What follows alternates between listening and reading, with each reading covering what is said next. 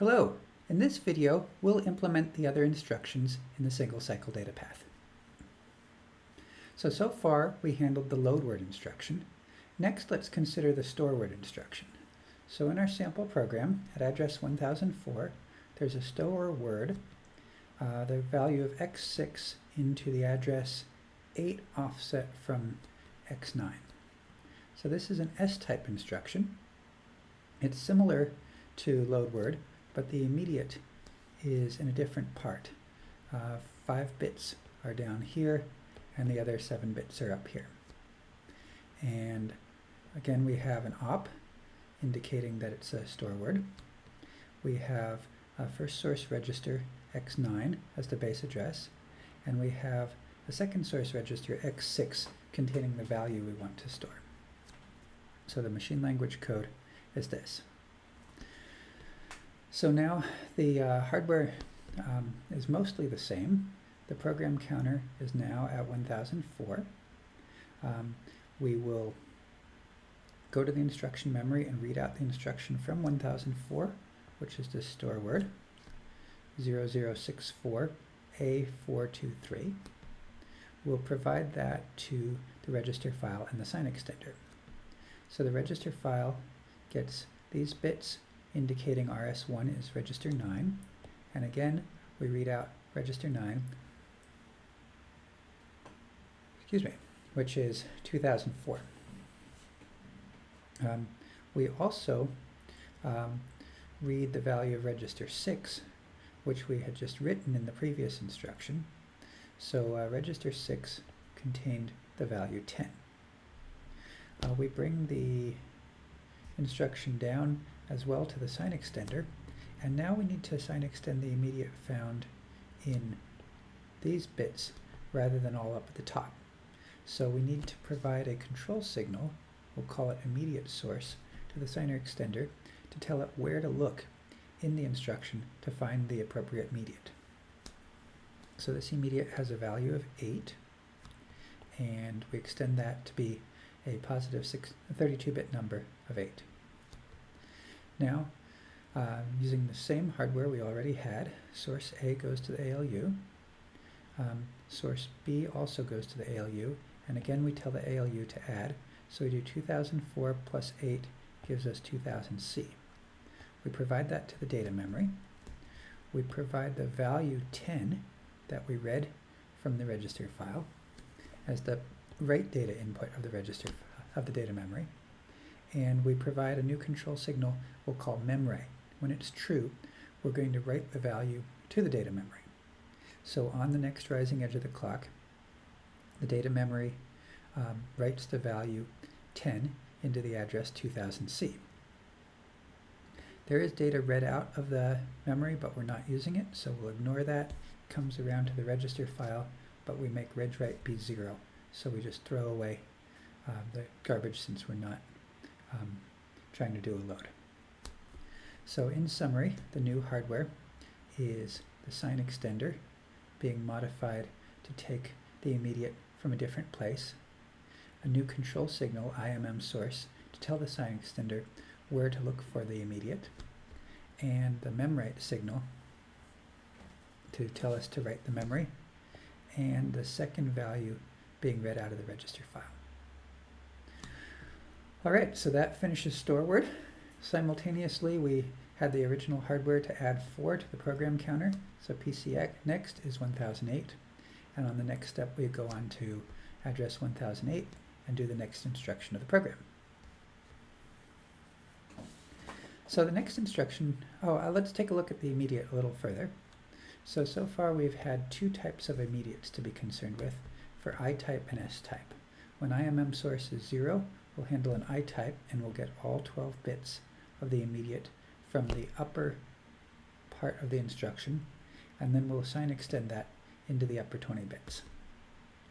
For S-type instructions, IMM source will be 1, and we'll take the bottom bits of the immediate from instruction bits 11 through 7, the next 7 bits from instruction bits 31 through 25, and then we'll sign extend again into the upper 20 bits of the immediate. All right, let's go on and look at handling R-type instructions. So now the program counter is at 1008, and at that instruction is an OR, x4 gets x5 or x6. So this is an R-type instruction. The op is this for all R-type instructions, and F3 and func7 and func3 tell us what type of R-type instruction it is. The sources are x5 and x6, and the destination register is x4. So all the R-type instructions are the same, except in the func3 and func7 fields, and they'll all tell the ALU to do something. So we need the same hardware for any R-type instruction, except that the ALU control will be different. Once again, we have our program counter. Now it's at 1008. We put that into the instruction memory, and we read out this instruction 0062E233. That instruction is our OR. We provide it to the register file and the extender. RS1 is 5, so we'll read out the contents of register 5. RS2 is a 6, and the destination register is 4. The sign extender, we don't care what it does because we're not using the value. It happens to extend some bits, so some junk comes out, but we're not going to pay attention to it. We read register 5, so we get out a 6. Register 6, we get out the value 10. Now we need to be able to choose the value from the register file to be source B instead of the value coming from the immediate extender. So to choose between two possible things, we can use a multiplexer. So let's add this multiplexer to choose source B either from the immediate, as we've done before, or from the second port of the register file. And let's add a control signal to drive that ALU. We'll call it ALU source, and this time we'll make it 0 to read from the register file. The ALU needs to do an OR, so let's make the ALU control signal 0, 1 to tell it to OR. And if we do 6 or 10, 6 was 0, 1, 1, 0, 10 is 1, 0, 1, 0, or those together, 0 or 0 makes 0, 1 or 1 makes 1, 1 or 0 makes 1, 0 or 1 makes 1. So this answer 1110 in decimal is 14 is our answer. Now we need to write that answer to the register file. So on a load word, the register file got its value to write from read data. This time we want to write the value from ALU result. So again, we need to choose result from one of those two places, and to choose something, let's add a multiplexer. We'll call this the result source multiplexer, and we'll make it the control signal 0 to choose the value here from ALU result instead of the value coming from the data memory. So that result will come back to the register file, and we'll assert regwrite true to write the value 14 into register 4. Once again, the adder here adds 4 to the program counter, so now PC becomes 1000C, and we're ready for the next instruction. So finally, let's consider a branch on equal. To do this, we need to calculate the target address that we want to branch to. So PC target is the current value of the program counter plus the immediate. So let's look at this branch in a little more detail. We're at address 1000C, which contains a branch equal. Let's say it's a BEQ x4, x4, label 7, where label 7 was back to the beginning of the program. So this is a B-type instruction. RS1 and RS2 are both 4, so they're definitely going to be equal. The op and F3 indicated branch on equal, and the immediate contained where to branch to, and it has this funny encoding for branch of bits kind of scattered around through the immediate. Here's our machine language. So the program counter is at 100C. We read out the instruction FE420A E3, and that contained RS1 and RS2 being 4, so we put those bits into the register file, and we read out the contents of register 4, which were both 14. Now we need to compare them, and we can do that by subtracting.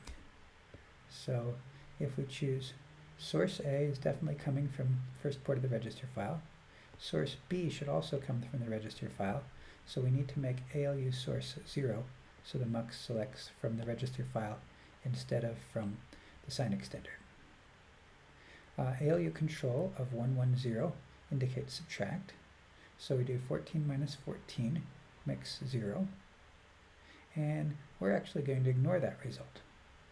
But the ALU also generates a flag called 0 that will be true, indicating that the source A minus source B was 0. In other words, that the two registers were equal. So this means we're going to want to take the branch. Now we've computed whether we want the branch. Next thing is where to take the branch. So in the instruction, we have bits of it indicating the branch destination. These were the immediate fields.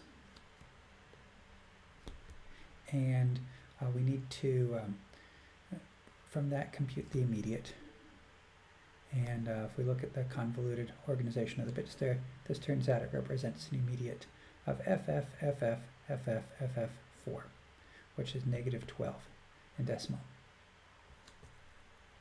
So we have the current program counter, and we need to add the offset, add the immediate to the program counter. So let's provide another adder here that can take PC, which is 1000C, and the extended immediate of -12, add those together and get 1000. And we'll bring that back. And now somehow we have to decide whether to get the next PC either from PC plus 4, like we usually do, or from this PC target adder in the case of a branch. Let's provide a PC source signal that will be 1 when we want to take the branch. So this branch should be taken, so we'll make PC source 1, and this multiplexer will choose 1000 as PC target instead of PC plus 4, which was 1010. So we take our branch, PC goes back to 1000, and the program will repeat.